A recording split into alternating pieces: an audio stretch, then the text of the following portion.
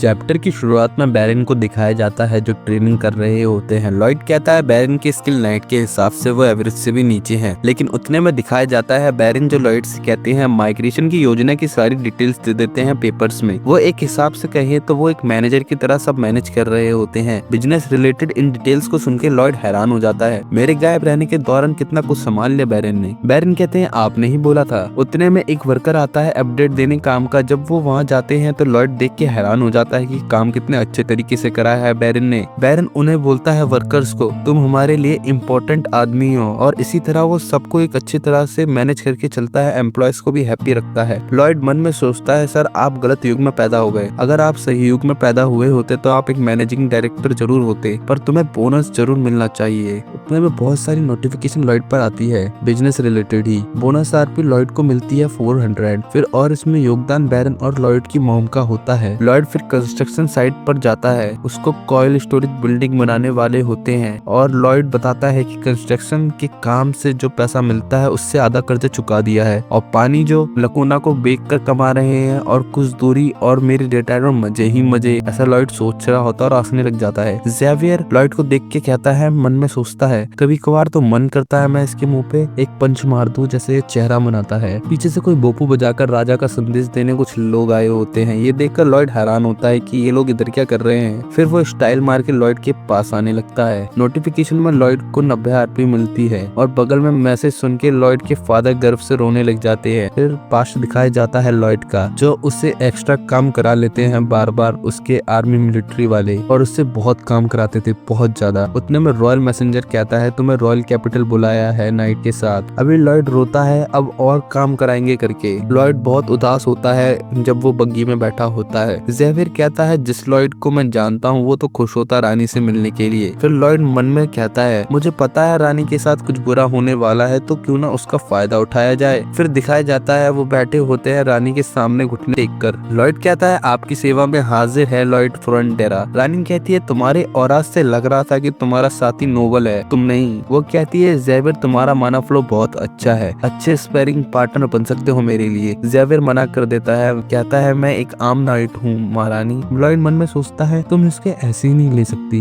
मैंने तुम्हारा काम के बारे में काउंट क्रेमो से सुना है, उसके लिए मैं आभारी हूँ, लेकिन मैं किसी के कहे पर जज नहीं करने वाली हूँ तुम्हें। जो मैं अपनी आंखों से देखूंगी उस पर ही भरोसा करूंगी। रानी कहती है मैं तुम्हारी परीक्षा लूंगी। लॉयड कहता है जैसे मैंने सोचा था यही सबसे अच्छा मौका है कांटेक्ट करने का। रानी कहती है मुझे बताओ वर्तमान की हालत में राजधानी में इम्पोर्टेंट प्रोजेक्ट कौन सा है। लॉयड कहता है मुझे पता है पूरी किताब, और मुस्कुराता है। रानी कहती है अगर तुम सच में काबिल होते तो महल आते वक्त ही देख लेते, तुम्हें नहीं पता तो मैं तुम्हें एक्सेप्ट नहीं करूंगी। लॉयड कहता है राजधानी में महल की मरम्मत की जरूरत है, और मैग्नेटा नदी जो राजधानी से बहती है मैं उस पर एक नया ब्रिज बनाना चाहूंगा। लॉयड मन में कहता है ये इस जवाब से संतुष्ट नहीं होगी, क्योंकि मेरा जवाब इसके जवाब से एकदम अलग था। लेकिन उसके पर्सनैलिटी के हिसाब से ये टेस्ट यहीं खत्म नहीं होगा, ये सबसे हाई अथॉरिटी और पावर में है, और इसीलिए ये सबकी बात सुनती है बेशक उनका दर्जा कुछ भी हो। सब लोग महल की सोचते हैं क्योंकि हमला हुआ था, ऐसे ही वो बिजनेस की बात कर रहे होते हैं। रानी कहती है बदतमीज ये आदमी, लेकिन इसने ये सोचा कि मैं क्या सोच रही हूँ, फिर भी इसने अलग जवाब दिया। लॉयड कहता है मैं ऐसा पुल बनाऊंगा जो फ्लूट से क्या बर्फ से भी नहीं टूटेगा, और वो बात कर रहा होता है मॉडल सस्पेंशन ब्रिज की। रानी सोचती है ये तो फालतू की आलोचना कर रहा है, पर रानी जितना उससे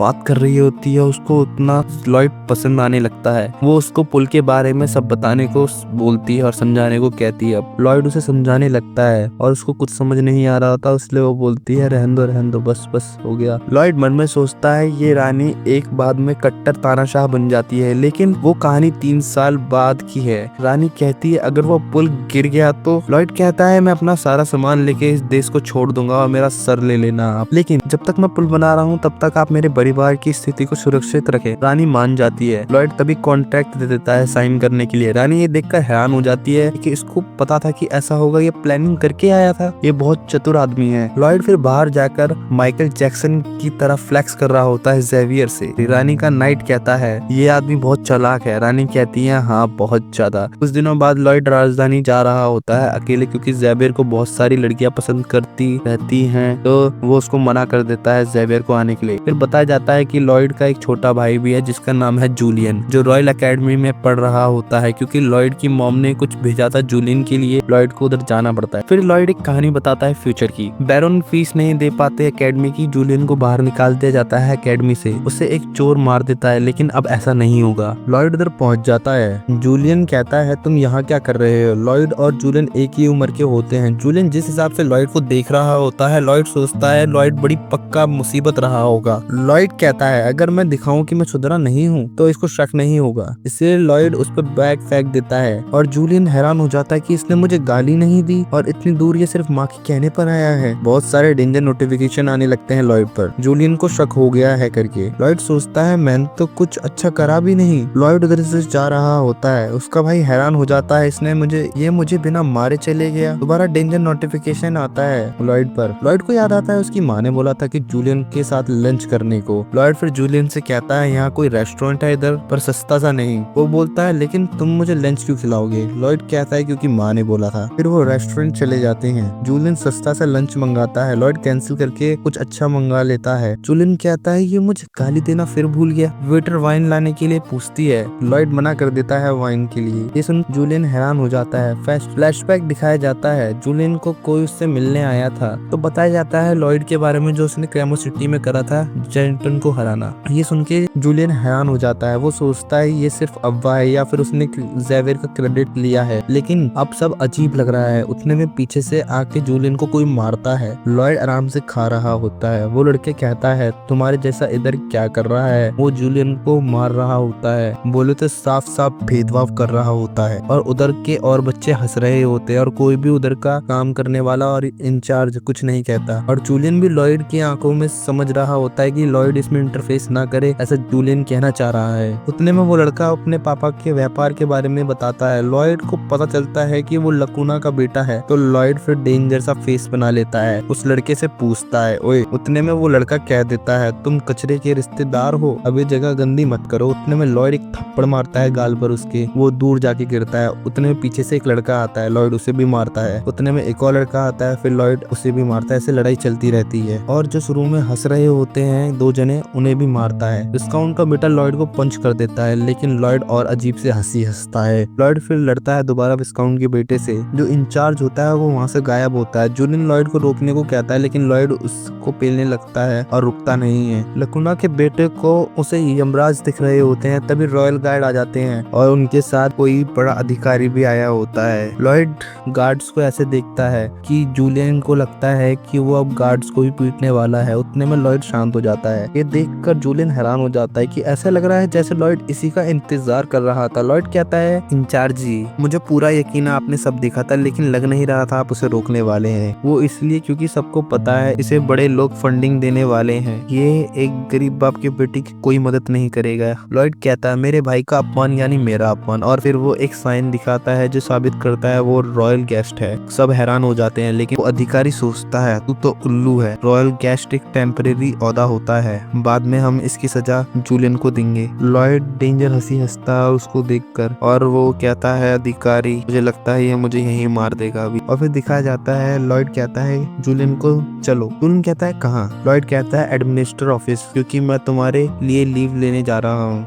में जूलियन कहता है और कितना बर्बाद करोगी मेरी जिंदगी, तुम्हारी वजह से मुझे और तंग किया जाएगा। लॉयड कहता है थोड़ा अपने शरीर और मन को आराम दो। फिर पैलेस दिखाया जाता है। जूलियन से ज़ेवियर कहता है अगर मास्टर लॉयड कह रहे हैं तो उन पे भरोसा करो। ये सुन के हैरान हो जाता है जूलियन। ज़ेवियर कहता है क्या तुम मेरे शब्दों पर भरोसा नहीं करते? ज़ेवियर कहता है मुझे तो खुद लगता है कि कोई मास्टर लॉयड के भेस में कोई और आदमी है। जूलियन कहता है तुम्हें लगता है लॉयड की बॉडी किसी और ने चुरा ली है? ज़ेवियर कहता है मुझे लगता है ऐसा होने की चांसेस हैं, ये तो बस एक थ्योरी है जो मैंने एक किताब में पढ़ा था, लेकिन इसके लिए बहुत पावरफुल माना होना चाहिए, लेकिन मुझे ऐसा कुछ सेंस नहीं होता। मैंने रात में छुपके से भी ट्राई करा था एक बार। लॉयड ये सुन के हैरान होता है कि ऐसे कब करा इसने। जूलियन कहता है तो कोई था उसके अंदर? लॉयड चुपके से सुनने की कोशिश करता है। ज़ेवियर कहता है नहीं, वो बिल्कुल नेचुरली था। लॉयड की सांस में सांस आती है। लॉयड सोचता है मुझे पता है तुम मेरी प्रेजेंस महसूस कर सकते हो, इसका मतलब तुम मुझे बता रहे हो तुम्हें मुझ पे शक है। जूलियन कहता है मैं तो सोच रहा था कर्जा चुकाने के लिए बस मैं स्ट्रगल कर रहा हूँ, लेकिन इतना सब वो भी कर रहा था, उसने तो हमारे ई स्टेट को बचा लिया।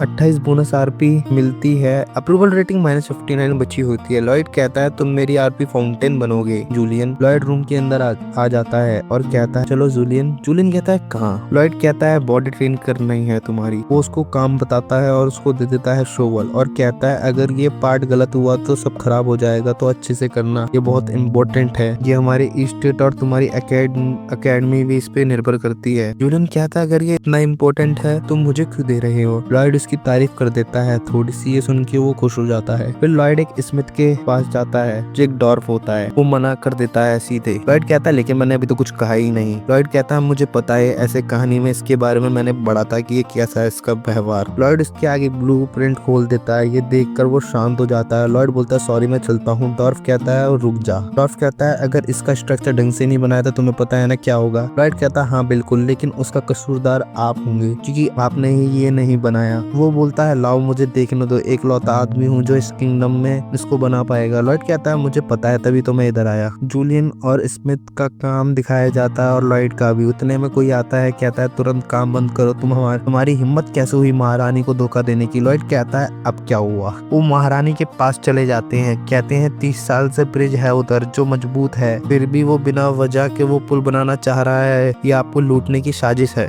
और वो कहते हैं महारानी उसे सजा दे और अपनी एफर्ट मरम्मत में लगा